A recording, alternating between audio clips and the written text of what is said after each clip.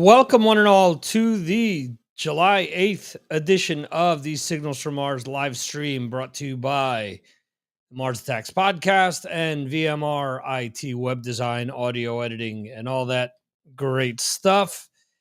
We have Dan Lorenzo coming on the show in about 90 minutes to talk about Patriarchs in Black, his latest project. And in the meantime, supposed to be joined by some of my patrons to discuss a few different topics here. Um, Funny enough, though, I gave them the wrong link. So I hope that people will be joining me momentarily. So hopefully this is the case. I just completed I should say, converting last week's episode into three separate podcasts, about an hour each, where we go down the first, second, and third hour of last week's Thrash Countdown. Was a little over 3 hours in total. Was a ton of fun to talk to you guys. Let's see, you're in the waiting room. Interesting. Someone who's It just shows you as Facebook user, so I'm not sure who exactly you are. But yeah, if you're on Facebook, unfortunately, Facebook does this whole thing where you need to actually log into this site and give us permission to see who you are. Rob Rowe, great to see you. Okay, so it's you, Jerry. What do you mean you're in the waiting room? What the hell is going on here? All right, hold on a second. Let me do this.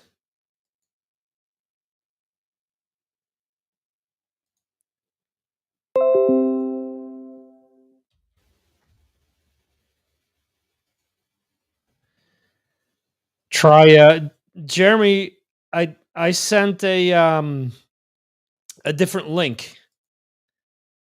Check the link that I sent to you in WhatsApp and try that, because Restream has started to default to their pairs links again, which is beyond stupid. So I want to say hello to not only Rob Rowe, who's back in here for the first time in a while, but also we have Bill Elam, who is joining us as well. So there's Jeremy. Hello, sir. How are you? Hi, Victor. I finally made it. I'm in. How are you? I'm doing well. Good, good. Yeah, I'm fine too. Had a bit of a problem last week with my foot, but it's starting to repair itself, so I'm starting to walk a bit now. So feeling good, and the weather's good. And as you can see, it's still quite bright here, even though it's Yeah. quite late. Well, Midsummer. yeah, sun went down for me about 40 minutes ago. Okay. So it Yeah. usually You're goes down at about 10:20, 10:30 my time. But yeah, wow. Still sunny out. yeah. Well, we're right in the middle of summer, so yeah, it's going to be going down probably in the next half hour, I suppose. Yeah. Wow. Very cool. So trying to send the link to Johan as well.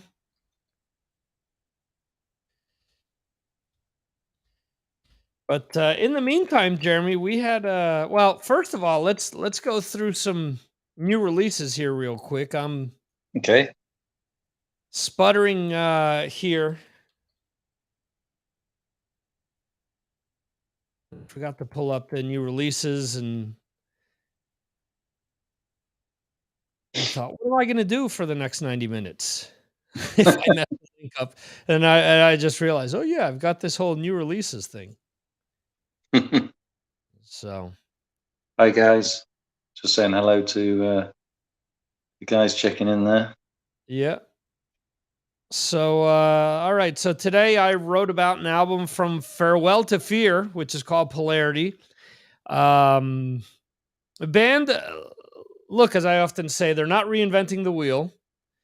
It's a mix of a lot of different things. I mean, you could see it as, modern radio hard rock, but there's other things like Old Sabbath and Metallica peppered in there, and they point towards Pantera and Megadeth on some other songs. But I don't know. I thought it was a good album.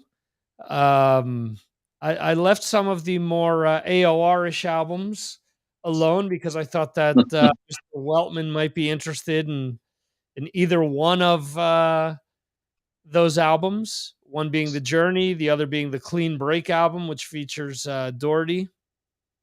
Yeah, Doherty? yeah. No, I'm mixing that up. Wrong American Idol guy. Um, I don't remember his name. He released a solo album on Frontiers last year. Mm. Um, anyway, Yeah, I don't remember either, but yeah, I actually did listen to a little bit of that album, just a couple of tracks. It was okay, but right. I'm really raving about the new Journey album. I mean, Yeah. I am a bit of a fan of Journey of their classic period. I mean, obviously, Escape is one of the greatest AOR albums of all time. And they were talking up this album, and it's been quite a few years since they've released something. But I was very, very, very, very impressed by this one. I mean, I thought it was, I thought it was a big leap. I thought they just sort of toned down some of the tracks really, rather than having to sort of, give a full-on album all the way through. There were, there's a few surprising tracks on there. There was a few that reminded me of other bands. There was just one that was a bit Sammy Hagar. There was one that was a little bit Billy Squire. Okay. But apart from that, it was all classic Journey. And there's, probably about 15 tracks on the album. It's about an hour and a quarter or so in length. It's a double album. I'm going to be getting the orange vinyl through. And I know Journey are not a band that everybody likes. They are a softer rock band, but Neil Schon is a great guitarist. Absolutely. They found a great singer who obviously has replaced Steve on vocals. And Both what was that? both Steves, because they went from Steve Perry to Steve a yellow or something like that. I forget the second Yeah, yeah. name. So a double Steve substitution. So yeah, but this is just an album that's going to fill a gap in my collection. It's going to fill that AOR gap, which you always need when you just feel a little mellow moment and you just want to put on something, or you're working and you need something a little bit softer. And I think it's superb. And I did read a review of it in a British magazine called Classic Rock recently. They gave it 9 out of 10, and I was a little skeptical. I thought, oh, are they talking up a bit too much? I would agree with it. It's a 9 out of 10 album. Okay. I checked out a little bit of it and I thought, nah, I this is one of these albums that I know you're going to go head over heels for. So I said, Mm. I got to leave this for Jeremy. And I heard the second song, which to me reminded me a lot of Separate Ways, the beginning of it. Yeah, yeah. And, and I was like, yeah, I'm not going to listen to any more of this. I want to hear what Jeremy has to say. Yeah, and I think they released a few tracks off it beforehand. We'd heard maybe Right. 3 songs off it, and they were there. I really liked those. I thought that all 3 were good. One of them, I think Brad had mentioned a little bit about the production on it. He wasn't so keen on the production, but I Right. felt that particular song was slightly different to the others on the album, and that most of the album was very much in the classic Journey production style. So I was very pleased with it. I thought it's a lovely mix of songs. They had the hooks, the melodies, the catchy choruses which you expect on a Journey album. Is it Escape? No, it isn't. Obviously, Escape is up there. They don't have to make another album that is as good as Escape. You're never going to do it. You're never going to reach those heights. No, But absolutely. there's a lot of great mountains in the world, and they're not always the biggest peaks. Absolutely. So I agree with you 100%. So we'll welcome Johan up in Sweden and his son to the show as well. How are you guys doing? Johan can't hear us again, looks like. Hi, Johan. Hello. Okay, there you go. Cool. So, all right. So, some other new releases to come out today. New album by Oklahoma Kid, Negative 13. Our Doors, I guess is how it's pronounced. That's another one that I think you'll probably enjoy, Jeremy. Okay. Dead Tired, Seep, Blackwater Drowning, Grey Lotus, Brig Me Eximos, Opponent, Sweet Freedom, Canine, and Crossing Rubicon. Crossing Rubicon is probably another one that you'll enjoy. EPs from Left to Suffer, Set the Sun, and interesting because today's the date for the Holy Diver Super Deluxe Edition, but I haven't seen it on streaming anywhere. So I'm wondering if they're not releasing it on streaming and it's only a physical copy. That would be interesting, you know? Yeah. What I was sort of wondering what you get for this new Super Deluxe album as well. I mean, I looked to see. Obviously, there's a couple of vinyl records in the record edition, and I think there may be 3 CDs. I think probably on the CD version you're going to get some extra tracks and live stuff. But I was wondering whether there's anything extra with the vinyl or whether it's just Holy Diver. Yeah, no, with the vinyl, if I remember correctly, and I can try to look it up here, it's the original album remixed and remastered.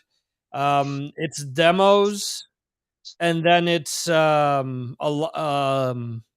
live songs from that first tour. Okay. Oh, that sounds good. That sounds interesting. Yeah. Yeah, let me just confirm here. It'll be very interesting to hear the remastered version as well, because obviously we know that's a real classic album. We've probably all got the original versions of that album, and to maybe compare and contrast the sound quality on the new version would be quite interesting to do. Yeah, I'm seeing 4 CDs, 2 LPs, so there has to be a lot more with the CDs, I'm assuming.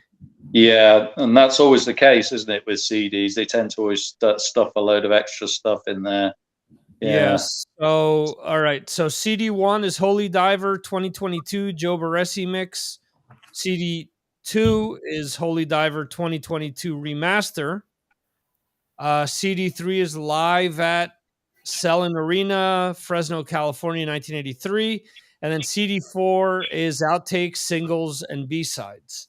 Because, for example, Rainbow in the Dark, I had that on a compilation, and I never heard the full version of Rainbow in the Dark until years later when I bought the actual CD of it. I was, wow, there's another verse in here. What is this? So the vinyl it's a 2 LP clear vinyl track listing. So it's the regular album. And then side 3 is Evil Eye. Or no, this is LP1, yeah, okay. So it's LP1, side 1, side 2. Then LP2 has a bonus track, which is Evil Eyes, 1983 version, B-side of Holy Diver. And then the second side of the vinyl is an etching. So has nowhere near as much material. Right, yeah. So I'm wondering if that was done to keep the price down, because vinyl is going up in price, and maybe they figured that for if it's 4 CDs, it's probably going to be 8 vinyl albums. If you think about it, how much is that going to cost? Is that going to cost like 100 or 200, euros or pounds or dollars? As opposed to just doing a double vinyl edition, which will probably cost around anywhere between 35 to 50. And then the CD, since it's a 4 CD set initially, it'll probably be about the same thing. Yeah, I think you're probably right. I mean, I think I'm sure I looked today, and the vinyl was about £32. Yeah, So that's about right. yeah, On current prices, yeah. And to me, they didn't seem to have thrown in any extras. Sort of, made it into a sort of a box set type edition with right. patches and stickers and maybe a booklet or whatever. Yeah. Which they could have done, and that would have probably made people buy both. Hmm. If Yeah. you think about it, because I mean, sure, the etchings are cool. I have a few albums that have etchings, but I wouldn't go out of my way to buy a vinyl album just because it has a cool design. In this case, the DL logo etched into side four there. That isn't a selling point to me. No, exactly. I'd need a bit more really to go and repurchase it myself. Yeah, exactly. You'd Yeah. need a bit more. Yeah. I wonder if Johan's a big Dio fan. Yeah, I guess I am. At least until Dream Evil album. So Okay. Yeah. yeah, I saw them. My first time I saw them was on Dream Evil tour. I love to buy an album or a CD with studio outtakes and alternative versions of those classic songs. Yeah, that would be something that I would like to hear. Yeah. So here you'll have the outtakes and singles and B-sides are let's see, it's Evil Eyes, Win Davis remix, Don't Talk to Strangers, Take One, Joe Barresi mix, Invisible, Take One, Joe Barresi mix, Invisible, Take Three, Joe Barresi mix, Rainbow in the Dark, alternative guitar solo version.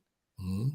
I guess these are pretty much all Joe Barresi. Straight Through the Heart, Take Two, Straight Through the Heart, Take Three, Rainbow in the Dark 7-inch mono edit, Evil Eyes 1983 version B side of Holy Diver, and then Rainbow in the Dark 7-inch stereo edit.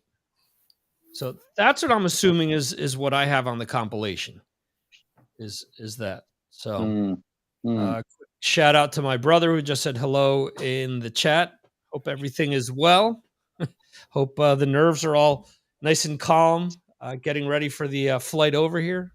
So, um, so let's see. We also had a few other deluxe editions. We had the Bullet for My Valentine album, which came out last year with the deluxe edition.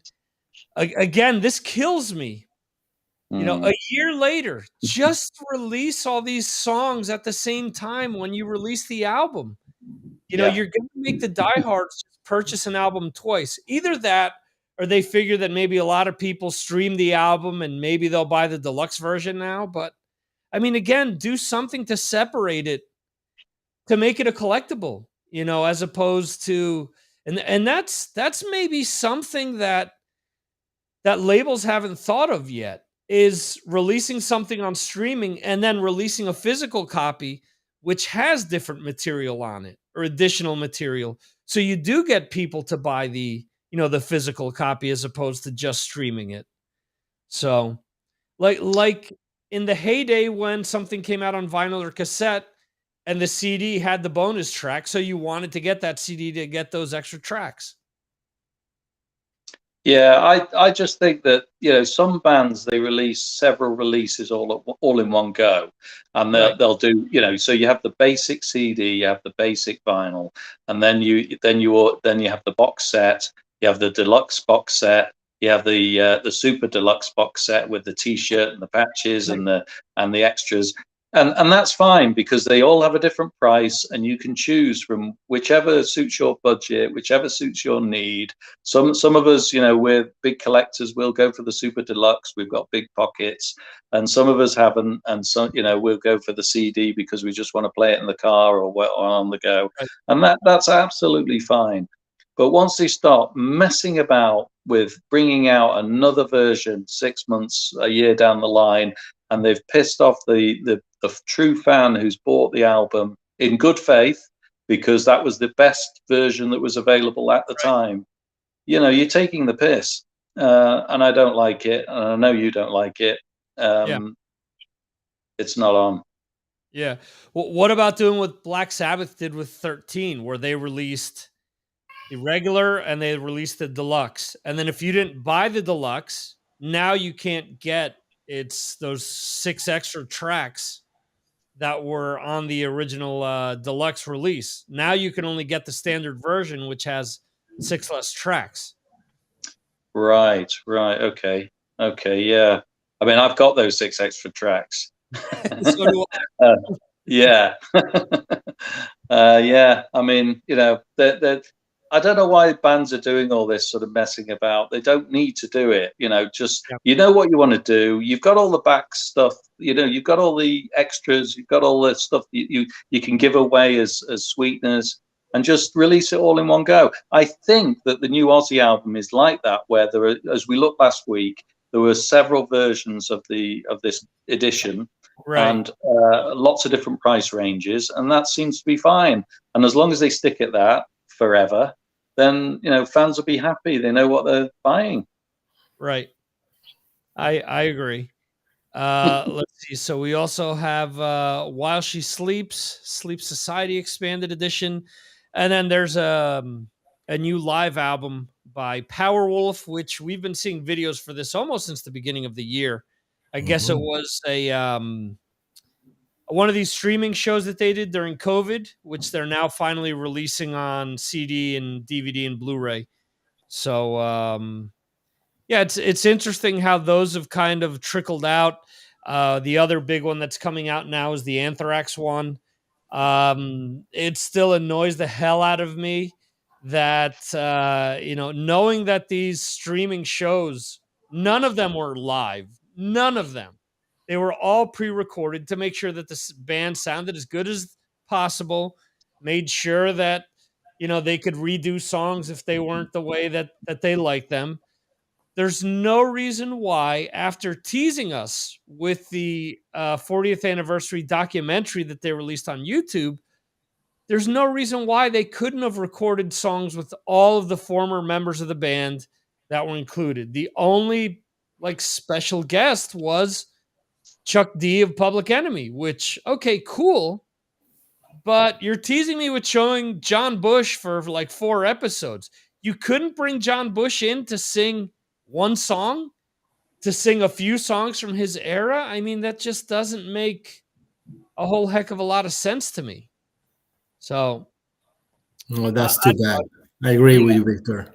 Yeah, I think that's a missed opportunity because, if you're celebrating the band's legacy, do it for the fans. I don't think it would have been that difficult to say, hey, look, we're going to play, 3 songs from your era. We'll learn them. And then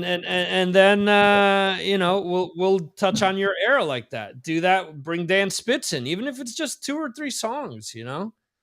So let's see. Billy Elam is saying, "Kiss Destroyer. I bought the black 2014 vinyl when the colored red black swirl. Then the deluxe edition box set came out, and all I wanted was the extras. So I got the digital. Yeah, Destroyer is even worse." Because every so many years they release another edition of it. Me personally, I love the resurrected version that Bob Ezrin did, where he remixed and remastered it from the original tapes. And I know that a lot of people don't like that because they're used to the original mix. What they released now for the 45th anniversary, yeah, to me is a joke. Because they didn't include those Bob Ezrin remixes. It's just the regular album with a cheap bootleg that's been floating around for ages. That's another one that I hate. Priest has done this several times where they include a CD copy of something that's been floating around on YouTube for years. And then they include it as like it's a big deal. It's like, oh, well, you get this finally on CD. Right. I could have just downloaded this off of YouTube. What's kind of the point? I don't know. I just feel like a lot of these bands are missing the mark, and for the most part, it's the labels. But Yeah, so you got the Resurrected as well. And in 5 years' time, they're going to have a 50th anniversary edition, And now with these the soundboard tape series that they're releasing, where they're doing Des Moines 77. You look at that, and okay, I'm assuming that it isn't going to be as re-recorded as a live or a live 2, but you're getting essentially the same set list that you got for a live 2, except for 2 songs. I think they include Let Me Go Rock and Roll, and they include Rock and Roll All Night. That's the only difference. The order's slightly different, but it's more or less all the same songs. I mean, just give me a box set that has all that stuff, and just have like as Johan was saying before, oddities, songs that they only played for one tour. Give me that all in one place, because up until the 90s, they did that. When they toured, they would play 4 or 5 songs off of the new album to promote it. So give me those songs. Give me 2 CDs or 2 vinyls with all that stuff. I would buy that, instead of just, hey, look, they're releasing another live album with all the same songs that they usually release. So, Jeremy, you have a few things that we had gone kind of back and forth about earlier today. The first thing that kind of jumped out, you also mentioned it during the patrons pick, which hopefully will be going up on not on YouTube, excuse me, on iTunes and Spotify and all this stuff after tonight's show. I'll update the RSS, but the shows are live on the website. But you talked about the new single by The Cult. Yeah. One of my all-time favorite bands. Your first thoughts, and please do not use the fact that Billy Duffy is a huge Man City fan as a way to color your eyes and make you just speak positively of the song. Tell us what you really think without thinking about football for a second. Yeah, sure. Well, I actually saw them in concert as well recently, so they were in my mind. I liked it. I'm not going overboard on the song, but I like it. I think it's a decent track. And my initial thought was that we're a bit in the territory of last week where we were talking about Queensryche. Right. So I think we're sort of I'm thinking, if this is one of the best tracks off the album's not going to be a killer album. But if this is a track which is a middly track or one of the worst tracks on the album, then it is going to be a really good album. I thought it was it's quite laid back and quite sort of it's got a sort of slow repetitive chorus in it, but it did sound fairly classic Cult. You could tell it was the Cult. They hadn't gone off in a stupid direction and done something that was totally unrecognizable. Right. I thought that Billy Duffy's vocals for the most part were brilliant on it, but I just thought there was a couple of little bits early on in the track where he lost the key of the song a little bit. So I'm just thinking it's probably his voice now and his ability to sing the song. But overall, I thought it was good. I listened to it 3 times. It was just a very listenable, easy listen kind of track, and I'm not going totally overboard on it. Johan, your son is saying, "Why do I want to see old guys on the screen?" Tonight we have both my sons here, so it's fun. Sorry, keep on, boys. No problem. Jeremy, you mean Ian Astbury? You said Billy Duffy. Billy Duffy is... Sorry, yeah, of course I meant Ian, yeah. You've got City on the brain. Yeah. Yeah, of course I meant Ian, yeah. So being the huge Cult fan that I am, I think this is kind of what we've become accustomed on the last 3 albums from them. They seem to, with the last few albums, not release the best song as a single. I don't know why, because I've just pulled up my playlist, And for example, for Choice of Weapon, they released Lucifer as their first single, then Embers, and then Every Man and Woman is a Star, which they're okay songs. But then once I got to hear Choice of Weapon, to me, the songs Honey from a Knife and For the Animals are two of the best songs they've ever released. And it was, neither two of those songs are singles. I'm like, are you kidding me? These are great, fantastic songs, and they're not. And even with, I mean, to me, okay, so everything after Beyond Good and Evil, Born Into This, Choice of Weapon, and Hidden City, they're good albums, but they're not great. They've got a few great tracks on them, but overall, I mean, what we've heard with this single, to me, is kind of par for the course with what we've heard on these last three albums. Not bad, but not great either. You know, it doesn't suck by any means, but you know, it's one of these things where, at least for me, I think, well, since they have been shoddy at picking singles, then maybe there's something, you know, there's something great on there. So we'll see. So, Johan, oh, sorry. Yeah, no, go ahead. No, I was going to ask Johan real quick here. Are you a fan of the Cult, and have you seen them in concert? Yes, I have seen them in concert, but in later years at the Roskilde Festival. But no, I'm not a fan, but I could be. I could be. Just a band that, you know, I didn't pay attention to them when they were big. There were other bands back then that were more important to me. So the Cult is a band.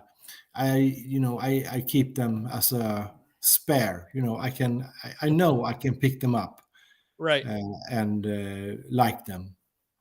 Yeah, I've asked you in the chat or in the Patreon what albums that I could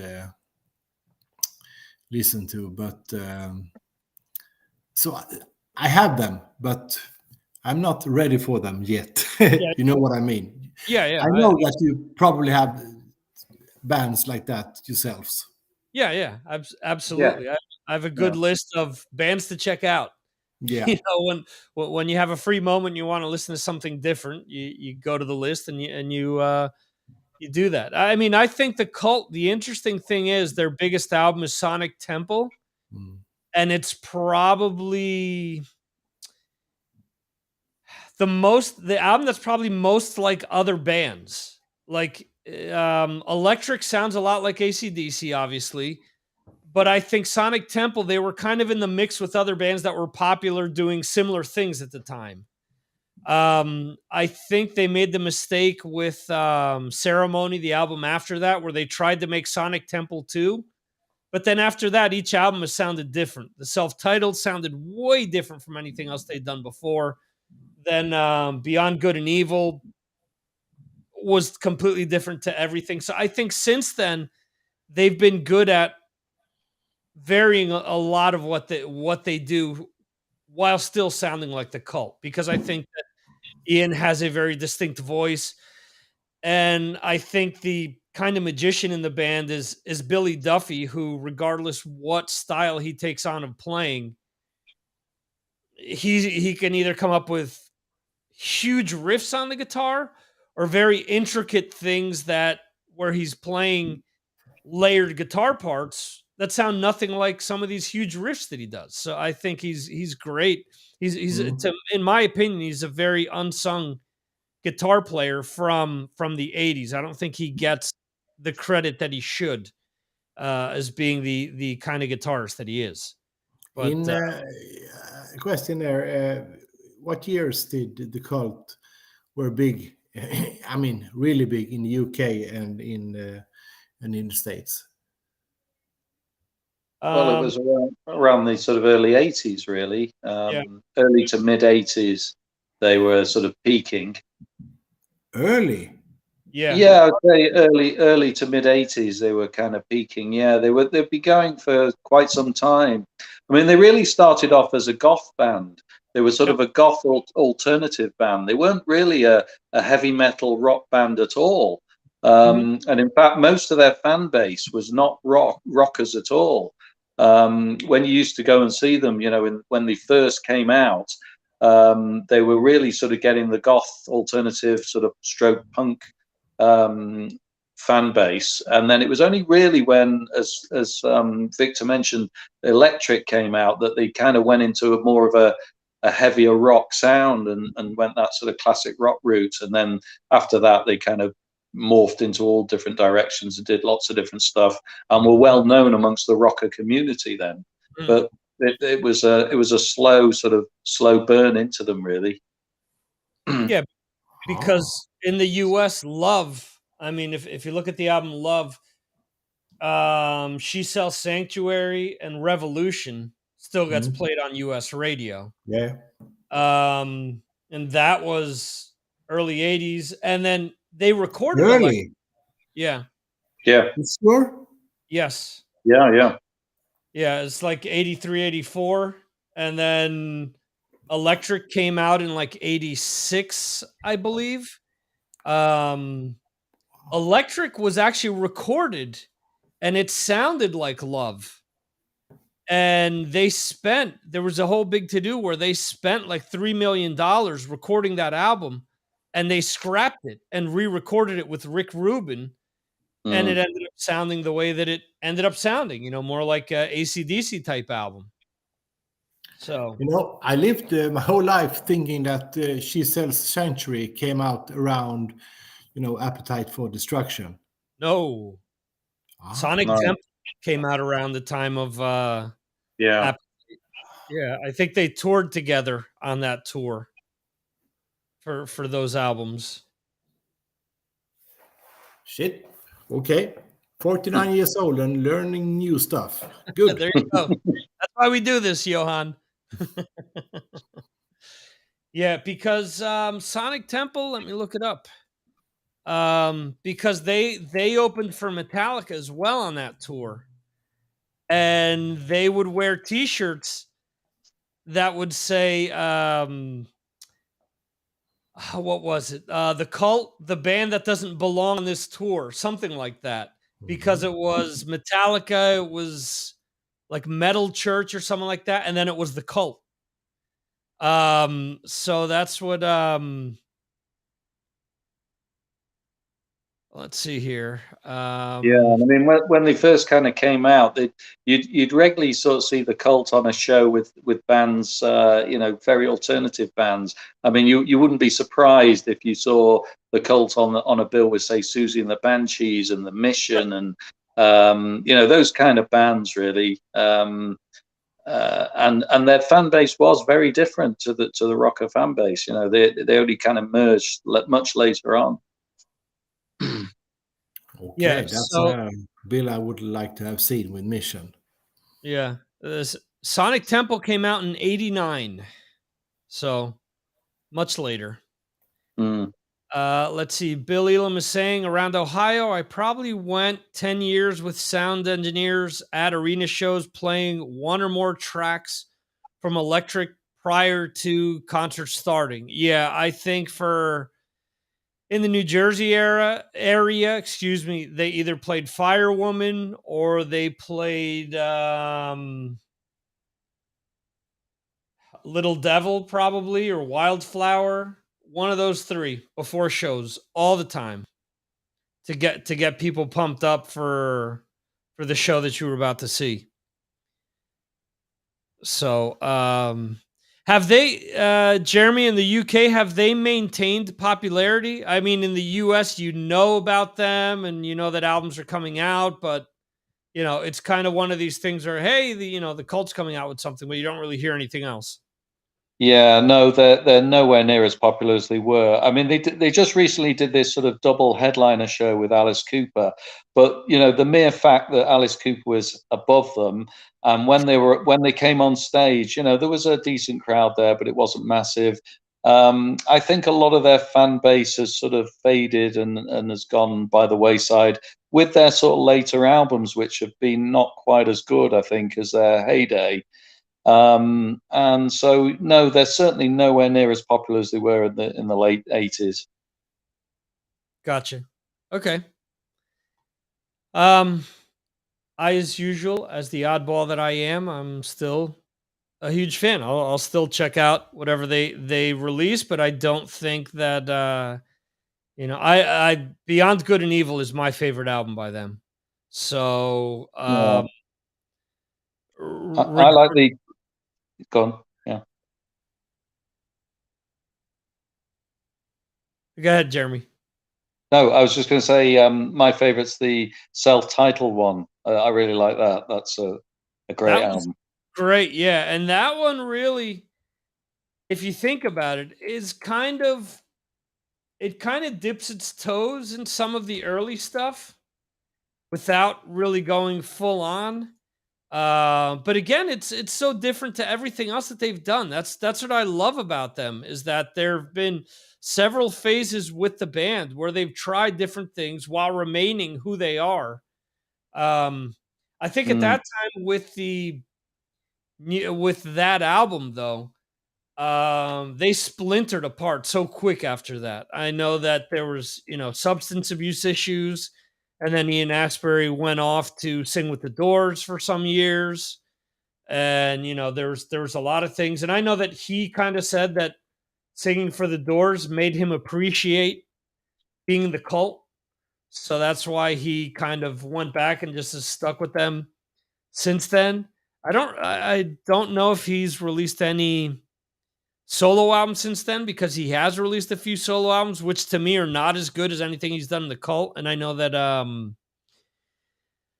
um Billy Duffy has done some stuff with Mike Peters of The Alarm, which is called Color Squad or something like that. But that's mm, like full on like alternative rock, and it just doesn't have like those same riffs that he normally has. And he also did a project called Circus Diablo with I think it's Ginger Wildheart and mm. a few other like pretty well-known like players, and that they only released one album and he was the first one to bail. But yeah. Let's see. So another thing, all right, so we already discussed the Cult, the Journey album. Um Another band that has been kind of went away a long time ago for some people, Aerosmith. Mm. um, Yeah, so Joe Perry is saying that it might be time for Aerosmith to do another album. Uh, yeah.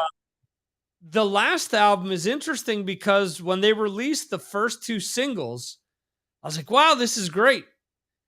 And then I finally, you listen to the rest of the album, and to me, you could tell there was a Steven Tyler album there, and then there was a rest of the band album there.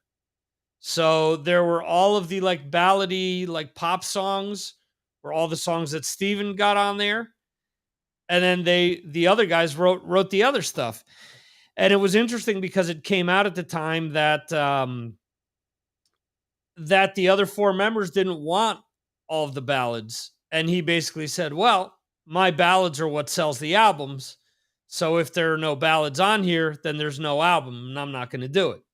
So they were kind of forced to have those songs on there. In your opinion, Jeremy, do we need another Aerosmith album, or after the last few have we heard enough? What I would say is that Aerosmith are one of my favorite bands to see live. I've always enjoyed watching them up to, very recently. And I've always thought that they've produced some amazing albums through their history. So, I can count 3 or 4, maybe 5 albums that I could play again and again, really enjoy them. I picked up Pump recently, put it on, and I was amazed how much I liked it, even though I thought I didn't like it quite as much as I did. So, they have produced some great stuff through their history. Hmm. They've also produced some absolute turgid stuff as well. I mean, that Just Push Play album, I mean, all you should do with that really is take it in the garden in a safe environment and set fire to it. because it's terrible. And the latest album's pretty poor as well. It's not one that I would go back to and play regularly. So the answer to your question is we don't really need any more Aerosmith music because they've produced so much in the past. You can go back and just listen to all the greatest hits that they've done. It's fantastic. We don't need any new stuff if it's going to be of the same quality. Or those sort of stuff that I've just mentioned, Just Push Play and the latest one. I mean, what's the point? It's going to be half-assed stuff which pensioners are putting out, and we don't need that. Yeah. But if Joe Perry suddenly comes up with some great riffs and Steven Tyler puts together something great, and it's something of the Permanent Vacation and Pump period, then yeah, we want to hear it. Yeah, I think Pump and even Get a Grip was a pretty good album as well. Yeah. But after that, like you said, Just Push Play, 9 Lives, Honking on Bobo, which was the blues album, which was blues songs that you've already heard a million times done by a million other artists. And to be honest, apart from one or two tracks, they weren't even played well. I mean, they weren't actually played with the feeling of a blues man. At least if you're going to play blues, play it with some feeling.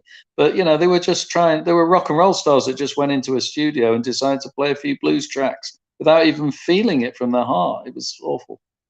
Yeah, no, I agree with you. So let's see here. So it looks like my nephew Victor says that he's listening to Uncle Victor's show and learning about metal. Well, Victor, when you get here in a few days, I'll show you how to point your finger like this at your father and give him some metal facts. So there you go. And Bob Rowe is saying he would like one more album, and he likes Just Push Play. Hey, you like what you like. I'm going to send Bob my copy in the post. Now, will that be before you set it on fire or after? It's going to be after, of course. It'll just be a load of ashes in an envelope, but there you go. Now you realize, Jeremy, that for twice over the course of the last few weeks, I'm going to have a sound sample from you to start off the show with you speaking about setting things on fire. So first it was you'd rather set your toes on fire than listen to the new Def Leppard. And then now it's burning Just Push Play instead of listening to it. So, yeah, well, whereas my wife often calls me an arse, I'm actually an arsonist. There you go. Johan, I'm assuming that you've probably seen Aerosmith at Sweden Rock, maybe? Yes, I have twice, and one time at Roskilde, 1994. Yeah. Okay. Well, good or bad in concert? I think they were. Sorry, Jeremy, but actually we were disappointed all the times because they were. I mean, even back in 1994, we have big expectations on the band, but they were old back then. And when we saw them at Sweden Rock 10 or 15 years later, they were even older. So it sounded good, but there was, how can I say it? Something, it was like it was a show, but you couldn't see or feel so much heart in the show, if you know what I mean. They did what they did, and they did it good, but it was like watching them on TV. Right. Mm-hmm. So it was like they were going through the motions. They were kind of there, just did what they had to, and that was it. It wasn't as if they were absolutely, and they sounded good, but yeah. Okay. So there you go. And now they even have Joey Kramer. I almost said Jeremy Kramer. Joey Kramer isn't playing with them either. So I mean, and talk there, or the rumor is that Joey and Steven aren't getting along, and Steven was originally a drummer, and I read Joey's book, and man, it seems like it's difficult for him to be in that band because Steven is hypercritical about how he plays things, what he wants to hear during songs, and Joey is a decent drummer in his own right. And oh, okay. I was not aware of that his wife had passed away, but I know in the past when he wasn't in the band, his son was playing with the band. But now I think it's his tech was scheduled to do these shows before Steven went into rehab. So we'll see afterwards when they recoup their, final tour, who's actually playing. Yeah, I think Bob's right. His wife died, I think, just this week, and was only in her 50s, I think. So that was a sad thing for them. I just feel that probably Aerosmith are not really going to play many shows anymore, and maybe Joe Perry's just sort of saying he said no. He wouldn't say no to doing new music just because it's just something to keep the Aerosmith thing going, I suppose. Really. Yeah.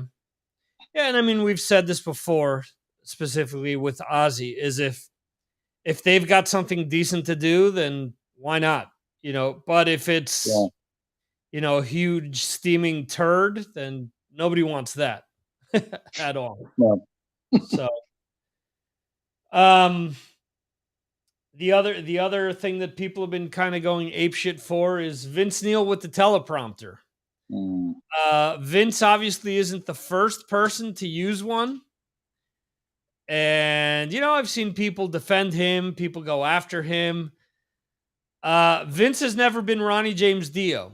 Let's be honest here, because I have bootlegs from back in the Shout at the Devil tour.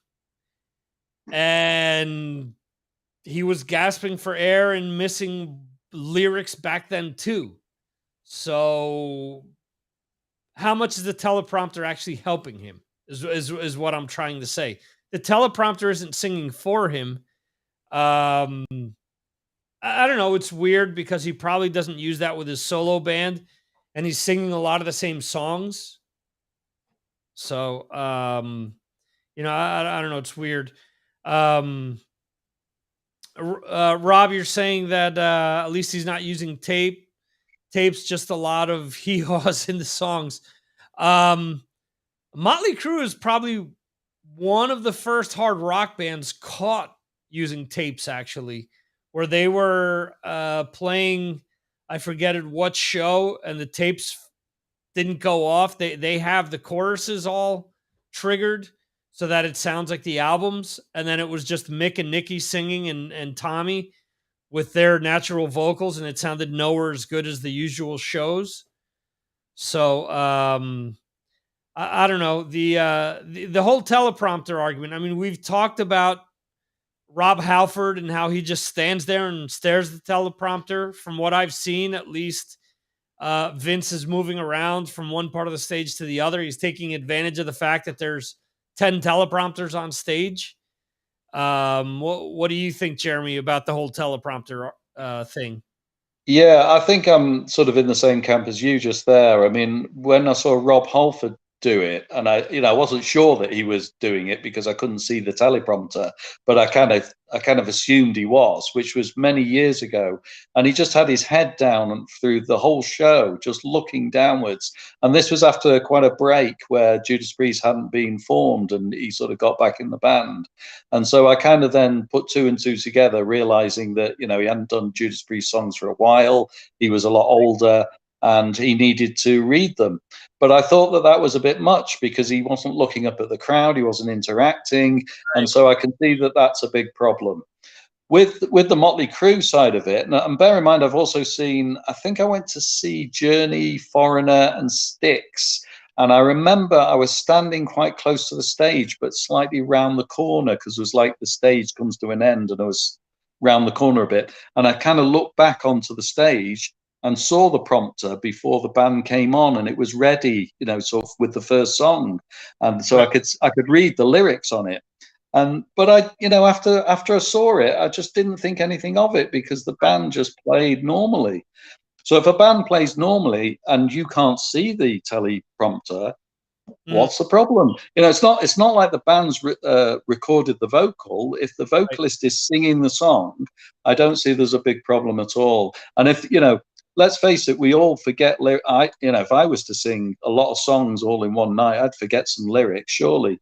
So rather than them standing there forgetting what they're saying, I'd rather that they do it. But I was a bit miffed really when Bruce Dickinson mentioned this week, because he was taking the piss again about to Rob, because he was saying, oh, you can say, the teleprompter's got breaking the law, breaking the law, breaking the law, breaking the law, breaking the law all on it. But that's what comes up, if you've got all the lyrics for the whole song, it's going to come up with that. It's not that Rob needs that bit of the song. He needs the rest of the song. Mm-hmm. Yeah, Bruce often has diarrhea of the mouth. I mean, that's my whole thing with with Book of Stools is that for years they bitched about bands cutting and pasting solos and different things, and we've never done that. We've never done that. So you're telling me that Empire of the Clouds, that herd that's 18 minutes long that he wrote, you're telling me that was done in one take and wasn't, that the piano isn't separate from the orchestration and from what little Mm. actual work that other members of the band did? I mean, it's dumb. He's historically said that you could never play keyboards in a metal song, that would never work. And lo and behold, he's been eating crow for that for years, because obviously bands who started doing industrial metal, stuff like Ramstein and stuff like that, have obviously been able to do that kind of stuff. So, you know, um, let's see here. How about Dave Mustaine going off on the Judas Priest crew? That was here in Spain. Mm.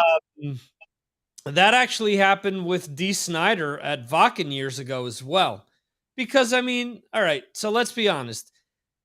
They're playing, and then you have, whether it's Priest or not, the crew guy should be waiting until Megadeth is done to do the sound check. He shouldn't be, playing guitar. He shouldn't be playing the guitar or the drums while they're still on stage, because both stages are close together, and the reason that they do that is so fans don't have to do like at other festivals that I've been to, where stage one is one place and the other stage is, half a kilometer away in another direction.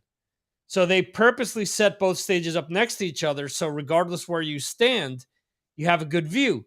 So if Megadeth is on stage and they hear, and someone else is playing guitar over their playing, I mean, I would get why he's pissed.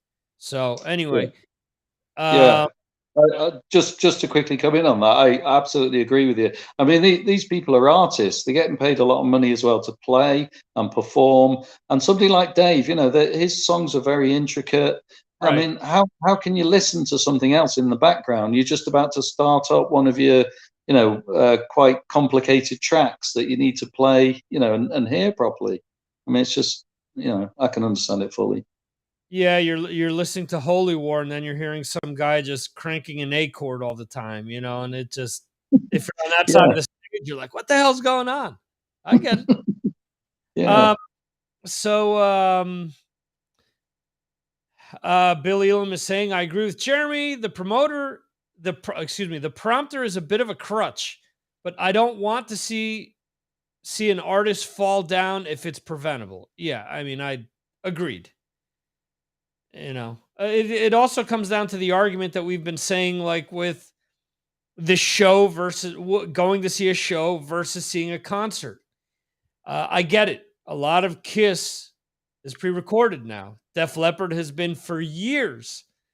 But are you paying to see the spectacle of the show and the experience? Or are you paying to see a concert where it doesn't matter. There are some bands where you can see like like the Helicopters, let's say. You go to see them live, you're not going to see them because of, their stage, the pyrotechnics, stuff like that. You're just seeing them play their brand of rock. And if they're off or if it isn't perfect, well, then whatever. It's part of their concert. But if you're going to go see Kiss or Motley Crue or Def Leppard or Metallica, you're expecting to see a certain amount of show. So I don't know. I'm kind of on the fence with some of this stuff. Johan, what's your opinion on the teleprompters and bands seeing a band if they have music that's been recorded? Well, teleprompters, I don't have a problem with. Bands being using tapes in the background. Well, nowadays it's hard to find a band who doesn't have a tape in the background. And if they do it nice and good, I don't have a problem with. It would be better if they didn't, but then you have to go see Toto every time. Toto doesn't use. Right. Because those are very proficient musicians. But yes, but for example, I saw In Flames, and they had gotten their keyboards stolen. So they couldn't play a lot of their normal songs because they didn't have the keyboards with all of their various things that are usually triggered by the keyboard during the songs to play. So they had to change their set. So it isn't as if they have tapes. They have samples of different parts of their songs loaded that get played throughout their performance. And bands have been doing this for years. Iron Maiden with Can I Play With Madness? Behind the stage, they have a guy playing those synth parts on the keyboard. It's Steve Harris's bass tech. So even bands that are trying to, play off that they don't have that stuff, they have additional musicians behind the scenes. I think more and more as time goes by, we've become accustomed to seeing bands with 3 guitarists on stage with a keyboard player that never had a keyboard player in the past. I think of The Cult has 2 guitarists. Green Day has 2 guitarists. Bad Religion has 3 guitarists. There's so many bands that we're accustomed to seeing with one guy up on stage. And it turns out because they layered so many guitars during the recordings that now in concert, they want it to sound more like the records. So they have 2-3 guys playing those parts so that the song sounds perfect. And again, Iron Maiden, 3 guys.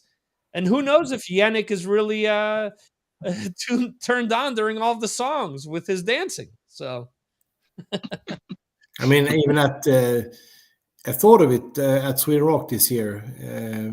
Eclipse, Swedish band. They had an excellent band, but they have small parts that are pre-recorded. Yeah. I mean, the choruses sounds perfect every time. Nightwish, of course, loads of tapes. So, but again, it sounds good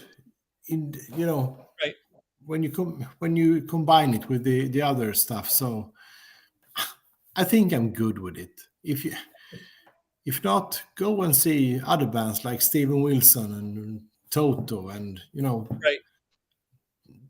the bands that use that they don't use that, but know what I mean.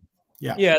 There's the case a few months ago with a Swedish band called Santa Cruz, who the singer got caught where he wasn't even singing and the words were coming out, and he said that he had done that on purpose to stir things up and draw attention.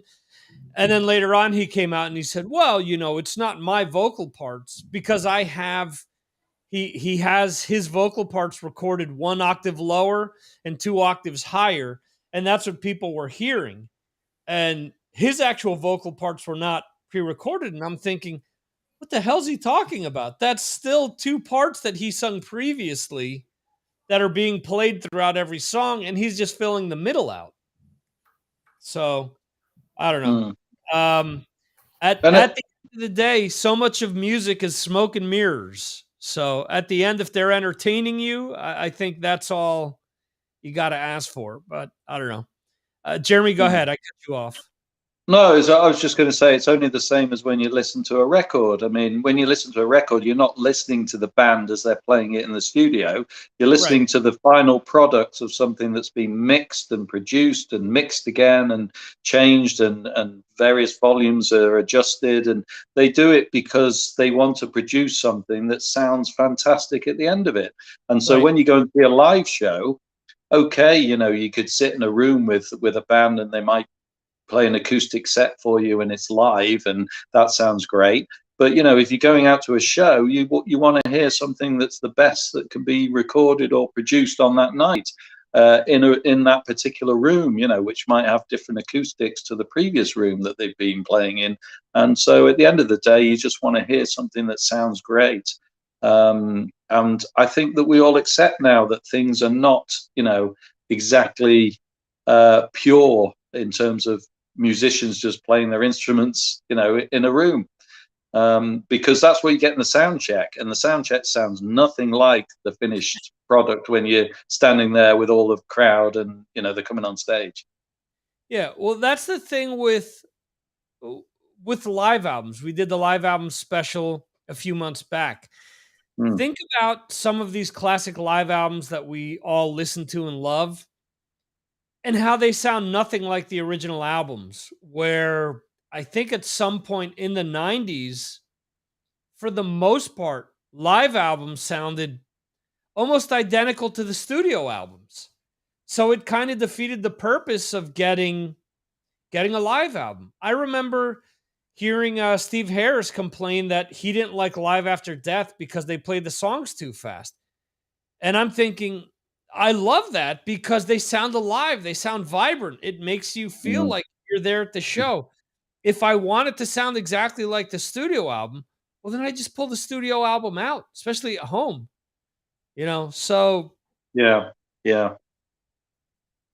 I, I don't know. I think at the end, the live album has become a lost art form because of that. But um, there was another thing that came out this week that was kind of interesting. I don't know if you guys saw the article or not. On Rolling Stone, there was an article posted about a Van Halen super fan who was a former writer for Rolling Stone, who is an analyst for a health insurance company, who came across Eddie Van Halen's email address and decided to write him to see if it was actually Eddie Van Halen. And it turns out that he's saying that he corresponded with Eddie for 5 years until he passed away. And the Van Halen camp hasn't confirmed it. Wolfie hasn't confirmed it. The other thing that's kind of makes things kind of skeptical is that the one time that he did meet Eddie, he didn't get a picture with Eddie or anything like that to kind of prove that there was this kind of interaction. But Mm. I don't know. Have you guys seen this story at all or read it? Yeah, I did actually hear that story or read it, just earlier on today. Yeah, just briefly. Okay. And I was a little bit skeptical because of, the same as you. There was no real evidence of it. Right. On the other hand, I thought, well, why would someone want to produce that sort of article or story about himself? Maybe because he's just a bit of a narcissist or someone who just wants to you know talk himself up, and because it's Van Halen. And of course the guy's now passed away, so he can't speak for himself, so we've got Right. no way of proving it. On the one hand, of course, it might sort of just prove that these rock stars are just people like we are. And if you decide to email them about something, that they might just bite and come back at you and say, oh hi, yeah, it's me, because I'm a normal person. Right. It's interesting that the things that he did to try to get his attention was not to like super fanboy with him.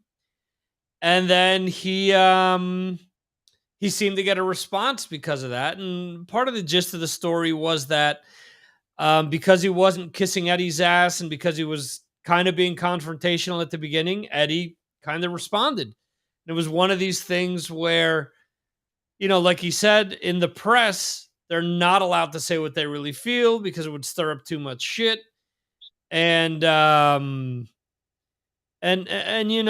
was I don't know, kind of weird. So Yeah.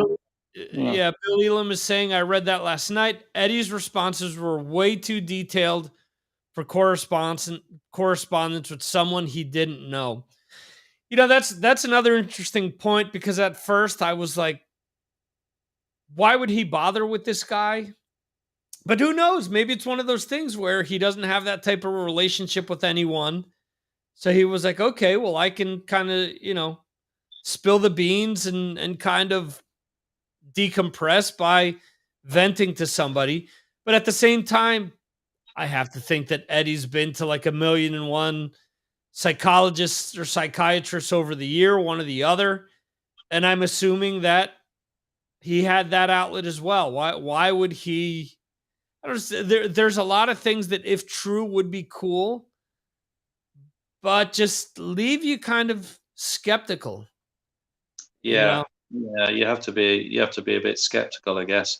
I mean, the one thing, if you were trying to get in touch with someone who's ultra famous, is you just don't discuss anything to do with their life as a famous person, because Right. I mean, I was queuing up once to get the autographs for KK Downing and Ross the Boss.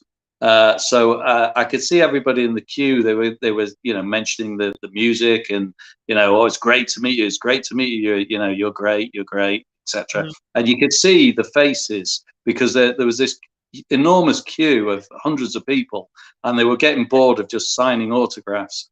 So as soon as I got up to Ross the Boss, I just Mhm. said to him, "Hey, this is tiring, isn't it?" And he looked at me and he went, "Yeah, I'm really tired." And so I immediately, got his attention, because I just said something that I would say to you, you know. Yeah. That's the thing. At the end of the day, like you just said, these guys are all people. And sometimes, after just sitting there answering the same questions all day, or being told that they're great all day, it's one of these things where, in the case of Ross or in the case of KK, where KK is probably thinking about playing golf more so Mm. than he cares about hearing how great he is. So go Yeah, ahead, Johan. yeah. Yeah, I'm curious. Jerby, was that the same cue to KK and Yes. Ross the Boss? Yeah, because KK was actually playing in Ross's band that day. It was at Bloodstock. When KK sort of came out of retirement, Yeah. he played a couple of Priest songs with Ross the Boss's band at Bloodstock Festival a few years back. Yeah, I remember. Yeah, that Aha. must have been really And cool to see. yeah, so they did the signing session after they'd done the show. Okay. Interesting. Two guitarists that I love very much. Yeah, it was good. It was great to see KK, get a playing again. Really, after he'd been out for so long, he looked a little bit nervous for the first track, but then second one was quite good, and yeah, it was good. Wow. Ross the Boss made perhaps one of the, in my opinion, the best performances at Sweden Rock this year. Oh Right. wow. Yeah, actually, he played a whole set of his old Manowar songs, Right. where with the bassist from Gamma Ray, and the singer, I don't know, I think he's from his band, but he was excellent. And then Snowy Shaw came on. He was the singer of Therion and drummer Right. of King Diamond. And an excellent set, I really must say. To hear Sign of the Hammer and The Oath, those old songs were great. He was perhaps the most fun gig at Sweden Rock. When they started to play, it was around 50 people, and when they finished, there were, I don't know how many thousands there were behind me. So very good, very very good. And Roster Boss kept smiling the whole gig. It was the opposite of Guns N' Roses. Absolutely, absolutely. Yeah, I that's. have one.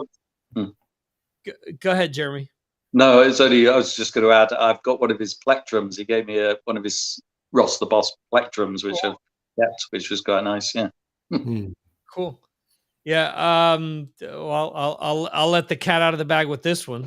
One of the albums of the week for Patreon will be one of Ross the Boss's recent solo albums. So it's one of the coolest solo albums that I have. It was one of these things where I know Jeremy says that I'm nuts for not opening vinyl when I first receive it, but after receiving the Ghost album all scratched up, I have been doing that. And so this is one of the ones I hadn't opened. It wasn't the last solo album, it was the one before. And it's a white and red splatter, which is just ridiculously cool. It's really neat. So I think you guys will enjoy it. Yeah, I look forward to seeing that one. Yeah. With Guns N' Roses, I wanted to bring this up if you were here, Johan. So it turns out that Axl Rose is saying that he's been sick, that his voice hasn't been good, that they've brought a doctor out on tour, that he's also brought a vocal coach out on tour as well, and that he's trying to do the best that he can to not cancel shows and try to improve at the same time. Hearing that, does that kind of excuse what you guys saw at Sweden Rock? That he, or would you prefer him to have canceled the show? I don't know. That's a good question. They sold a lot of one-day tickets that night. Right. And they went on half an hour late. And he didn't sing good. And, every song was extended with a extra solo. There was no energy in the show. It was, I don't know, it was sleepy. It was, as I wrote in the Patreon pages, after half the show, I mean, it was, I don't know, a few thousand people left on the Right. grounds to see the band. And to be honest, it was one of the worst shows I've ever seen at Sweden Rock. Right. By such a professional band. I mean, Duff and Slash were doing the thing, but as they weren't there, they just played. Right. So during knocking on heaven's door, I went home, went to bed. It was very sad to see, and they got the most shittiest reviews that I have ever seen in the Swedish biggest newspaper, and it was not even a review; it was just a line like that, like this. It's nothing. Right. So that was sad. It was a sad day for our kind of music. It could have been, on the other hand, it could have been good. But yeah. No. Rob is saying that he doesn't blame you, Johan. Yeah, I don't know. It's weird. If his voice is bad, Duff has always sung songs in that band. Duff sung lead for his band Loaded. You all right, so maybe Duff normally sings one song a night, but instead of doing extended versions, have Duff sing 3 or 4 songs. If that's the excuse that you need to have Axl resting, Well, then do that, or, in England, they brought Carrie Underwood out to duet with Axel. You're telling me that they can't do that. They can't bring like guests out to do certain songs. They've been doing Back in Black. Fly Brian Johnson out and have Brian Johnson do Back in Black with the band, kind of like what they were doing with Axel and Slash, or even Angus actually showed up at one of the Guns N' Roses shows when Axel was in the band and doing stuff like that. I mean, there's a bunch of different things that they can do to really make it special and try to cut back on Axel singing. And I don't know. I do think it's interesting that he's come out and said, "Hey, I have a problem. I'm doing the best that I can." Where others probably wouldn't do that. So I mean, I do think that is definitely, I think that's something courageous to an extent. He's very brave for doing that, because a lot of people would come up with other excuses, or even going back to what we said, they would just use tapes instead. But he wants to still deliver. They're still doing 3-hour shows. Yeah, I think we were unlucky because I saw some footage from I think it was Oslo, and they sounded better. So I think we were a bit unlucky. Yeah, and they started half an hour late, and the show should have started at midnight, and they started half an hour after midnight. So not the best time to be late. The last day at the festival. Yeah. No, I Yeah. understand. You're very tired by that time. So anyone that's extending that festival more than what you expected, it's not easy. No, but it was a great festival, except from Guns N' Roses. There you go. Strange you have they come on so late over there, because here in the UK, we have a curfew really, and most bands, the headliners say at festivals are all on at 9:30, and they're off at 11. And so it's maybe 11:30 at the most, and there's certainly curfews in all the cities, so that most of the shows are finished by 11 p.m. Yeah, I think I don't know how it is in Britain, but in here we have it's very we have daylight very late. So I think that's one of the reasons that they start late here, because it's during Sweden Rock, it's only dark for a few hours at night. Oh, of course, yeah. Well, Jeremy, you had light out at 10 o'clock your time, 10 something, 11 o'clock my time. But farther up, I'm assuming that Johan probably had light in the last hour still. Yeah.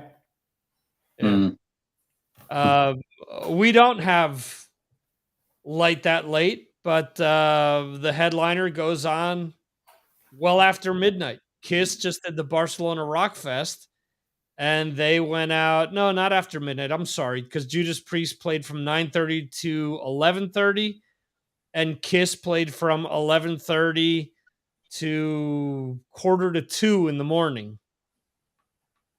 And there was still, I forget what band came on after them that played for another hour. So that's Spain.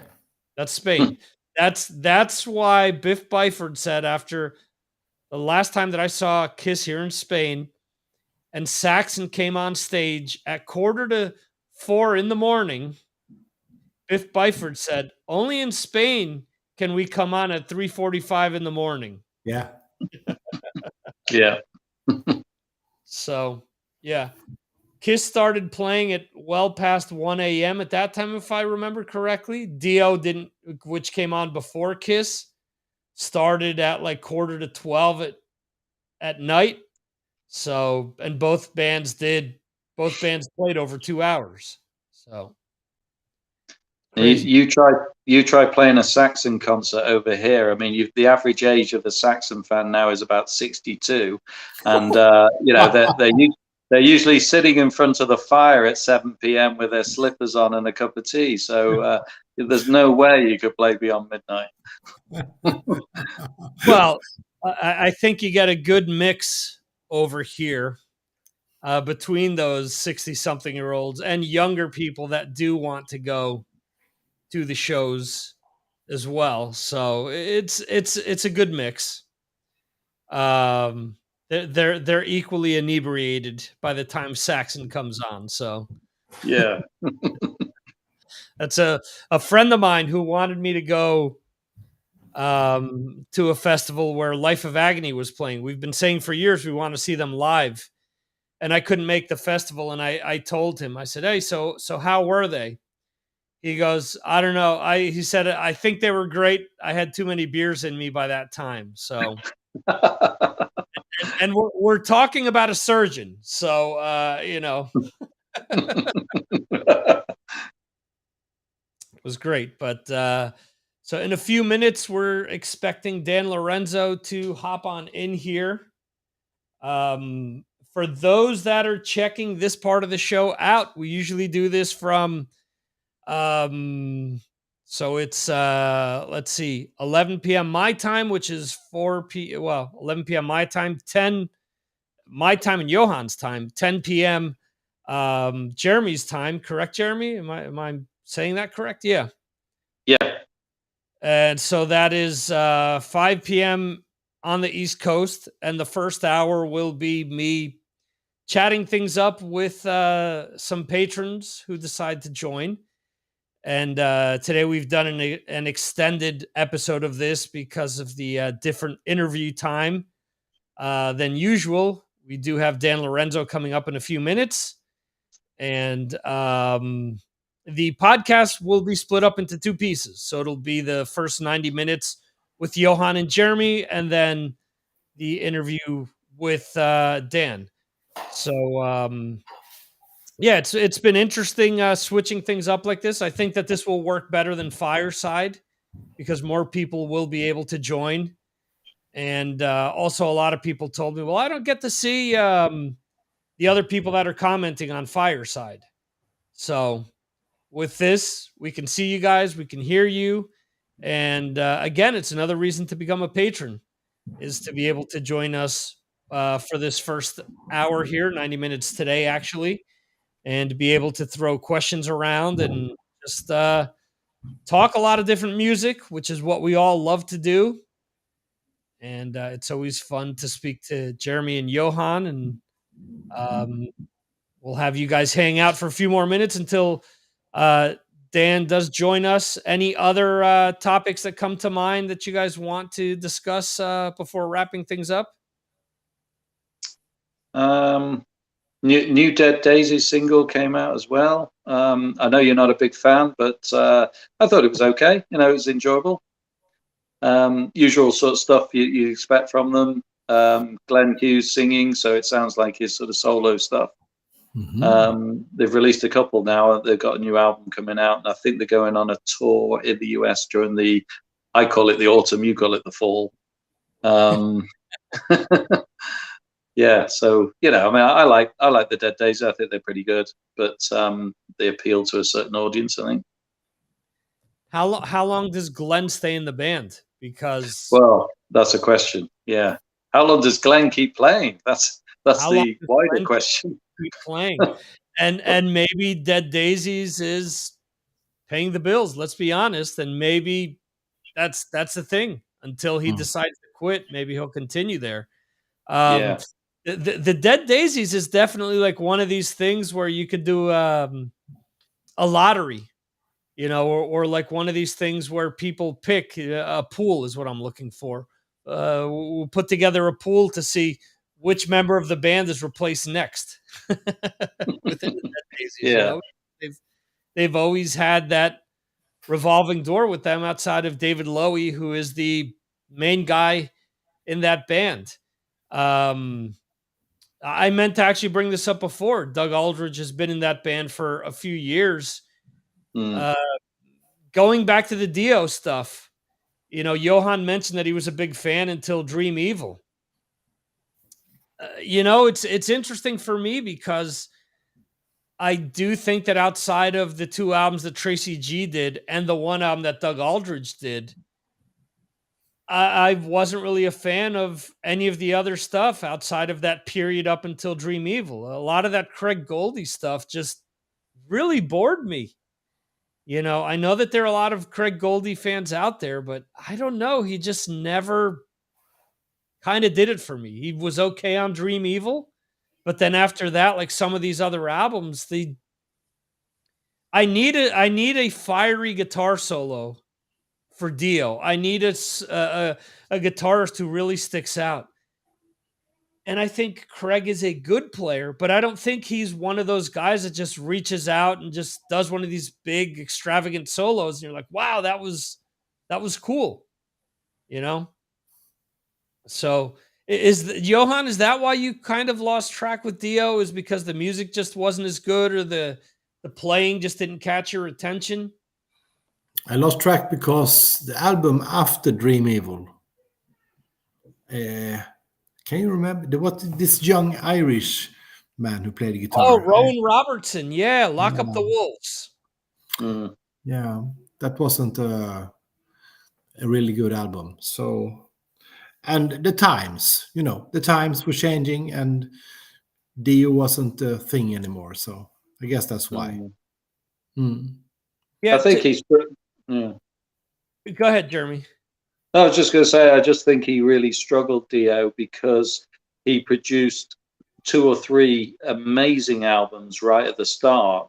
And so, really he peaks very early with those albums. I mean, we all agree that, Holy Diver, The Last in Line, that Sacred Heart, they're all amazing stuff. And then, you're always going to compare yourself against that period. And so it's always going to be tricky, really, to produce something. I don't think he ever produced anything as commercial as those sort of albums, with the catchy choruses and the hooks that are on those songs. Right. There's some tremendous songs on there. I was listening to Last in Line today, actually, in the car, and it's just it's such a great album. I mean, you're singing along to the songs. It's they're so memorable that you're singing along to them as you go past each one. So it's always going to be tricky with the later stuff, and I think he faded away, and I didn't like a lot of the newer stuff that he produced at all, really. Yeah, to me, for example, when he went back to Black Sabbath, did The Humanizer, which obviously I've said millions of times that I love that album. When he went back to do his solo stuff with Tracy G, to me it was a continuation of what he did on Dehumanizer, where it was heavy down tune stuff, really in the vein of Sabbath. He had Vinny Appice there as well. He had Jeff Pilson in the band on bass. But Tracy G added like a certain, and I know a lot of people didn't like his playing because he added pitch harmonics, which Zakk Wylde was known for. He added a lot of like whammy bar stuff that he was known for. And I think that a lot of people just just didn't get it. They wanted, Last in Line and Holy Diver Part 2, and Jimmy Bain wasn't there, and Tracy G is a completely different guitarist to Vivian Campbell. But even still, I do think that, in my opinion, there's a lot of good stuff on there. Focus on Metal did a whole series on the Strange Highways album, which is fantastic, talking to pretty much everyone who worked on the album except for Dio himself. Talking to Craig Goldie, talking to Vinny Appice, talking to, I believe it's Mike Frazier, who produced the album, and so on and so forth. So I think a lot of people like that album, but after that, I think a lot of people kind of lost track. Do you guys like the album that Doug Aldrich played on, Killing the Dragon? No. I'm not a massive fan of it. As I say, again, to me, I'm always comparing against the early albums, and right. if it's even 5-10% short, it's an inferior product, and I can't get into it as much. And I'm always listening to the early stuff. So to me, no, Okay. Now, does your wife feel the same way about that album? No, she completely disagrees with me.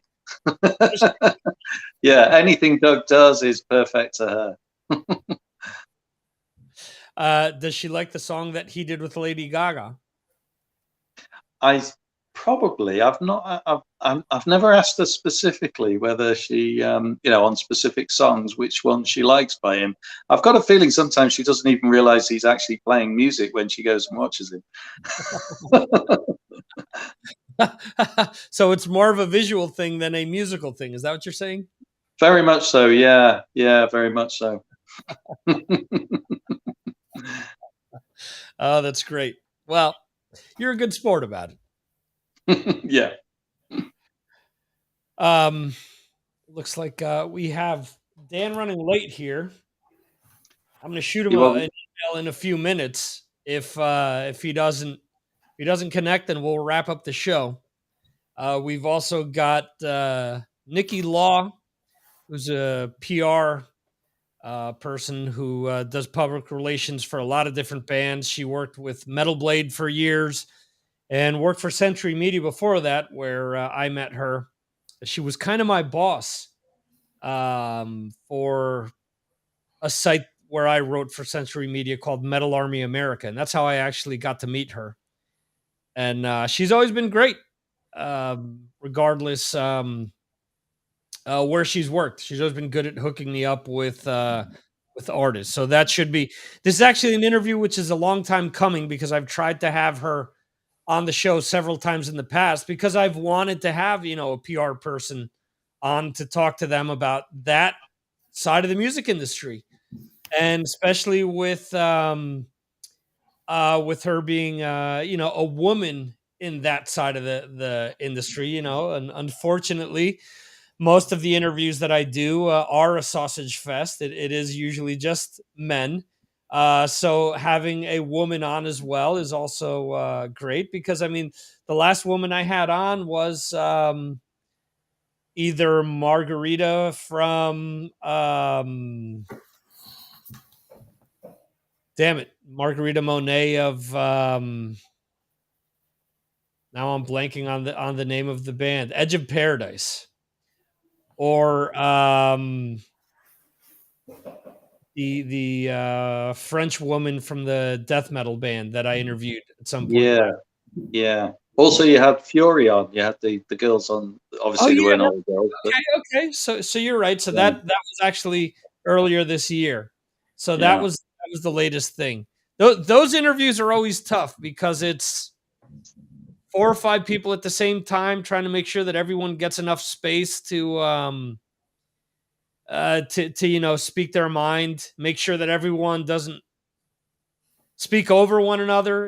When we do the Patreon shows, it's always a challenge as well. I think we've been pretty good so far with people not speaking over one another and doing that.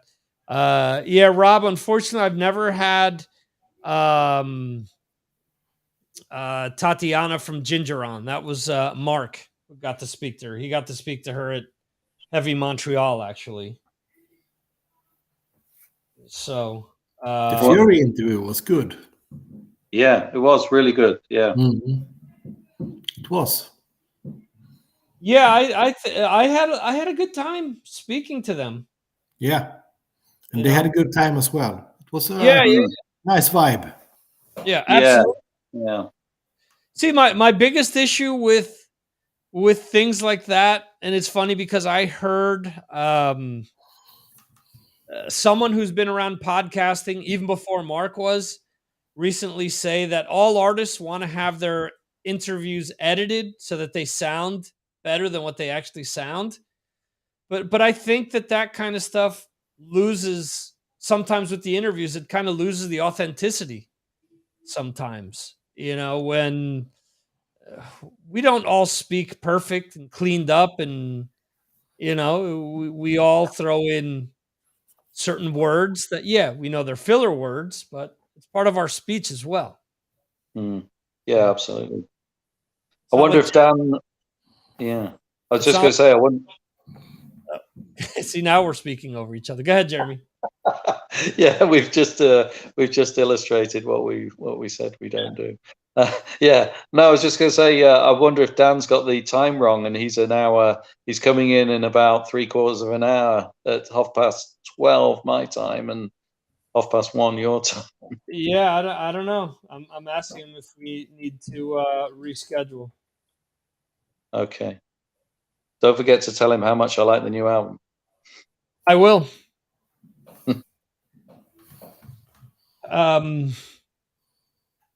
So yeah.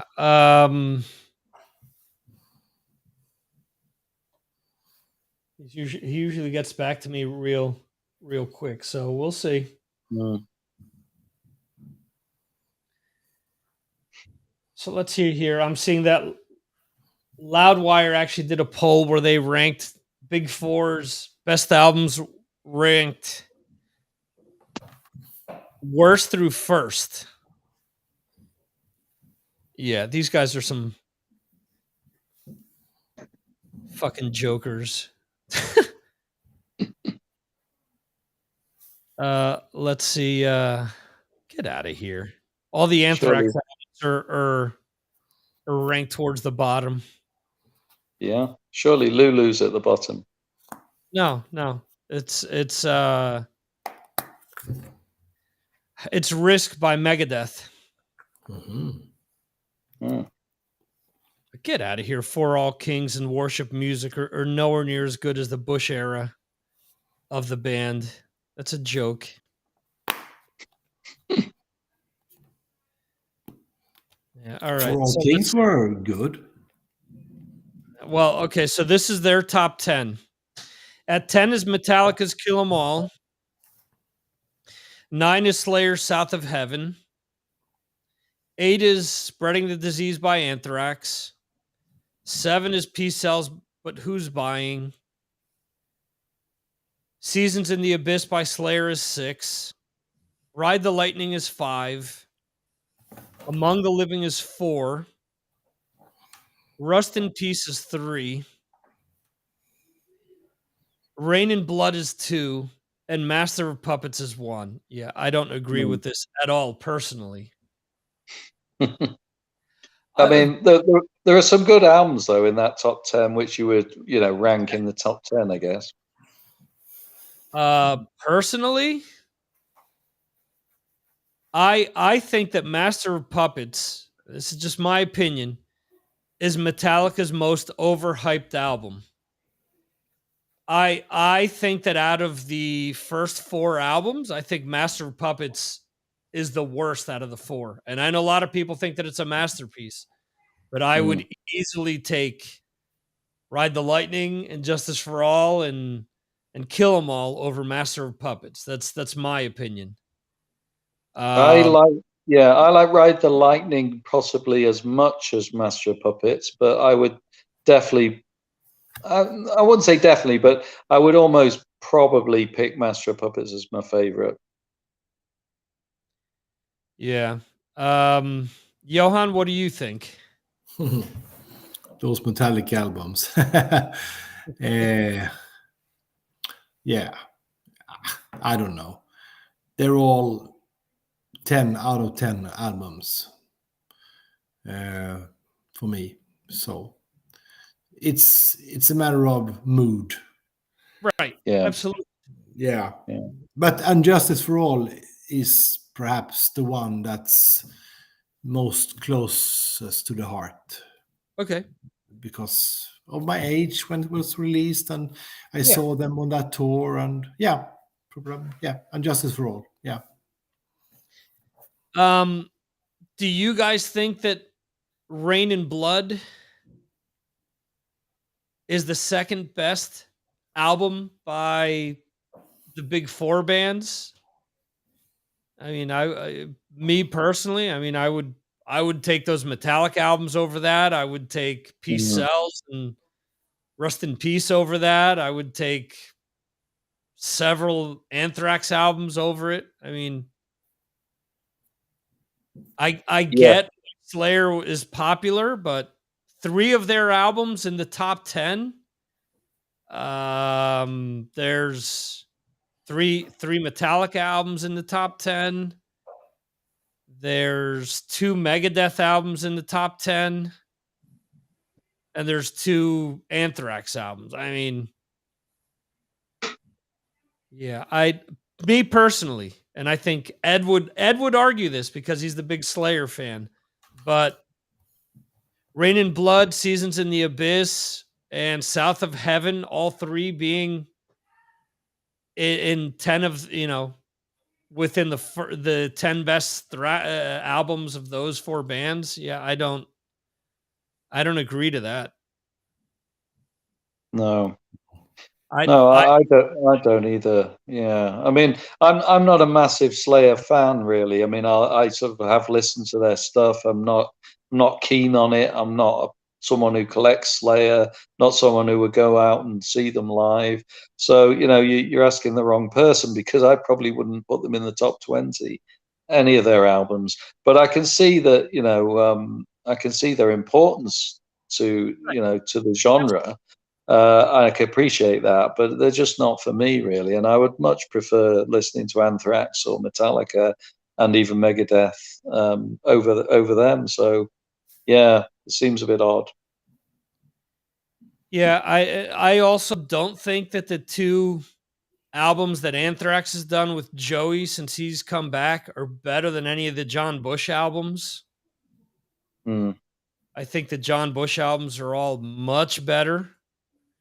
I don't agree that Dystopia should be ranked over them. I think Dystopia is a good album, but no way that it's better than Sound of White Noise. Give me a No, break. Mm. not many albums are. Yeah, I would say that Sound of White Noise should be in that top 10. Absolutely. Yeah. Every day. Yeah, I don't know. This is weird. Yeah, all of the Slayer albums are ranked towards the top. So Yeah. that's just, you love Slayer, okay? So you rank them all in the top half. That the bottom. All right, so it's a top 47. The last 10 albums are Megadeth Risk, Anthrax Volume 8, which is one of my all-time favorite albums, Megadeth Super Collider, Anthrax Stomp 442, Megadeth The World Needs a Hero, Saint Anger, Metallica, Load by Metallica, State of Euphoria by Anthrax, and We've Come for You All by Anthrax. Cool. To me, that's a joke, because We've Come for You All is one of Anthrax's best albums. Yes. To me, whether I think Load, all right, after the first 4 Metallica albums, to me, I think Death Magnetic could be thrown in there. I think Death Magnetic is a great album. Yeah. I think the production is what the biggest hang up is on that album. I think if they would have combined Load and Reload and made a complete album, it's not thrash Metallica. It's a hard rock album by Metallica. Mm. I think you have to take the album for what it is. And the problem here is that a lot of people, well, here we go. All of Slayer's albums are within the top 30. If you look at Slayer on Divine Intervention, they were tuning down. They're using 7-string guitars. They were trying to appeal to the masses and do what everyone else was doing. But a lot of people don't want to say that. You're telling me that the Divine Intervention, which was a hot steaming turd, is better than Load? I don't agree with that. Why? Because one is, it's still thrash, and the other one isn't. So what? Judas Priest didn't release, British Steel with every album. Point of Entry was different. Defenders of the Faith is different. Screaming for Vengeance is different. Priest, for better, for worse, evolved. I don't know. I think that all of these polls are put together just to rile people up and get them to check this out. Oh, did you see what Loudwire wrote? You know, Yeah. and that's the only Yeah. reason they do it is to just piss people off and get people to click on the site. I got to start doing these types of polls and purposely doing them just to annoy people. You know, do a poll where Bruce Dickinson is listed 50th out of the top, metal singers. Bruce Dickinson is 50. I would instantly get millions of hits, you know, and at the end of the list, I would say, haha, made you look, you know, something like that. But I mean, for real, you have like Rolling Stone doing these, greatest guitarists of all time. And it turns out that, Eddie Van Halen isn't in like the top 25. You know, you have Jack White, who I like a lot of White Stripes, but Jack White can't be number 3 on the list. You can't have Billy Joe Armstrong as number 9 on the list. You know, when you have people that have like an Eddie Van Halen that are as important or more important than a Jimi Hendrix or, an Eric Clapton or people like that. So, I mean, Eddie, I think a lot of people just think about the playing, but don't think about the fact that he was an engineer. His amps are still being used by thousands of guitarists around the world. His pickups, his guitars, there's so many things that he, did for music that is outside of actually making music. So, real quickly here in the chat, if Dan doesn't hop on before the top of the hour, we're going to end the show. But let's see. So Rob is saying, yes, make a list with Crazy Nights being Kiss's #1 album. Yeah. Wow. If you want to see crazy people jump out of the woodworks, that would be something to do. Let's see here. Yeah. Rob is saying that he loves Stomp 442 by Anthrax. I think that's great. I bet you these dopes don't even know that Dimebag Darrell played on 3 of 4 John Bush era Anthrax albums. I guarantee if they realized that, the people that wrote about them, they would instantly rank them a lot higher because to them, nothing is hotter than a dead rock star. So, anyway, let's see. Rob is saying that that's a show we should do, our favorites of these. Yeah, we did our favorite thrash bands last week. I mean, that's one of the things that I wanted to do, but just lack of time. What I wanted to do was after voting on the best thrash bands, doing a list or voting on the #1 band's best albums.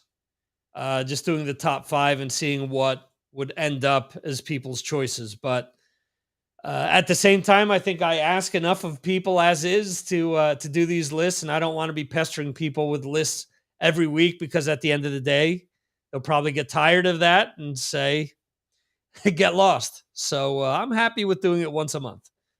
Maybe something for down the road. We'll see. So, anything else you guys want to mention before wrapping up?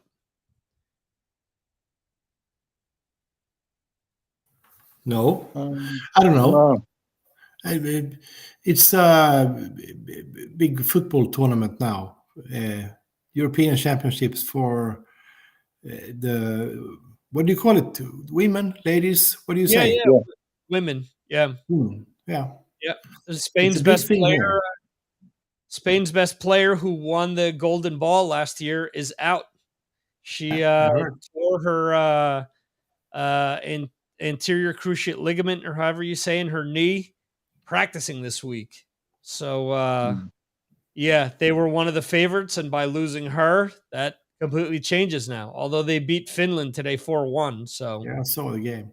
We'll see. Yeah, I missed out. They have, They haven't been advertising where the games are going to be shown. Maybe I'm just not watching the right channels, but we'll see. Johan, are they talking about Isak possibly moving to the Premiership?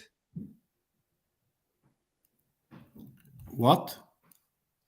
Yeah, there's been rumors that he may move to. I think they were talking about Tottenham possibly signing him. No, I haven't seen. There's a lot in the press now about the European Championship. No, I haven't seen anything about Isak. No. Yeah, well, Spanish press loves to make up a lot of rumors during the off season so that they have something to talk about during the summer months.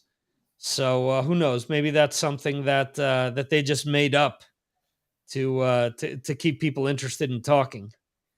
But Yeah.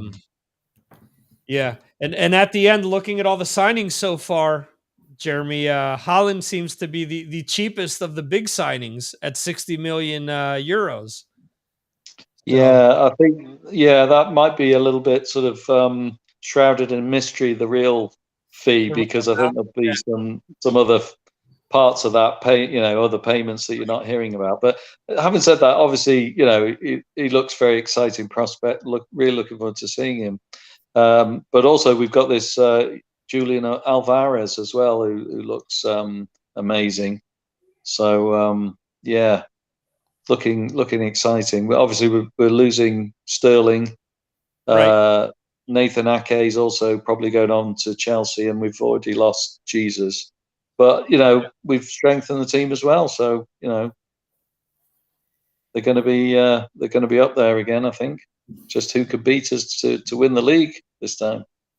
What do you think about the rumors of Bernardo Silva coming to Barcelona? Yeah, well, that's been going on for a while, because that was even the beginning of last season where we knew that he wanted to leave City and go back to either Spain or Portugal because he's got family out there, and obviously it's going back home for him. I wouldn't be surprised if he goes, but I also wouldn't be surprised if he stays, because City will always look after him. They'll give him a lot of game time. So Mhm. he knows he's loved at City. It's just a personal thing for him. It's nothing to do with the club. Right. He wants to continue playing for City. If City were based in Spain or Portugal, he'd still be playing for them. Right. So that's all it is. I mean, I'd be very, very sad to lose him because he's such a quality player. But if he goes, he goes. What can you do? I mean, I was very sad when David Silva went, but Right. after a few months of without him, you suddenly get used to it. Yeah, and he's been snake bitten with injuries with Real Sociedad, which is also where Isak plays as well. The thing there with Bernardo Silva is that he supposedly has an out clause that if he were able to play with Barcelona, or I think he's got like three of the bigger teams listed, that he's allowed out, and apparently he has a verbal agreement with Pep that if Barcelona can afford him, that he would be allowed to leave for that Yeah, very reason. So yeah, yeah. we'll see. Well, yeah, we'll see. And City have got a lot of good young players coming through as well. I mean, there's a guy who's sort of just coming through called Cole Palmer, and I feel that he could be even bigger than Foden. He's going to be the Huh. next big star for City. So look out for him because he's good. Yeah, with Foden here, they're talking about how they're still waiting for him to reach the level that they were kind of selling him as someone that would be on the level of a Harry Kane. And to me, I think it's interesting because they're kind of not the same type of player. Yeah, And also, Kane plays for Tottenham, who kind of plays for Harry Kane. So it's kind of different where you have a player who everyone on the team is playing for you, as opposed to being someone that's just another piece of the puzzle. I mean, obviously, with City, you could argue that Kevin De Bruyne is the guy. Now with Holland, he's going to be like one of the main focal pieces, but there's still a big team around him. So, I mean, it isn't as if those two guys are going to continuously just be that focal piece. So, anyway. Yeah, exactly. I think that we've come to the end of today's show. I want to thank both Jeremy and Johan for helping me fill in this, this slot here. And I want to thank everyone who was in the chat. We had Rob in the chat. We had Bill Elam in the chat. Bill, we still have to figure out when you're going to come on and guest host with me after winning Trivia Tuesday several times. And we had my brother check in as well. And there's a few other unknown soldiers that also were watching. So thanks to anyone who was here live tonight. Thanks to anyone who's checking out the replay, whether that's on YouTube or the podcast. So thanks, everyone, and we'll see you next time right here on the Signals from Mars live stream, brought to you by the Mars Attacks podcast. Go to MarsAttacksRadio.com to keep up with the podcast and the live stream. And that is it. Thank you, guys. We'll see you next time.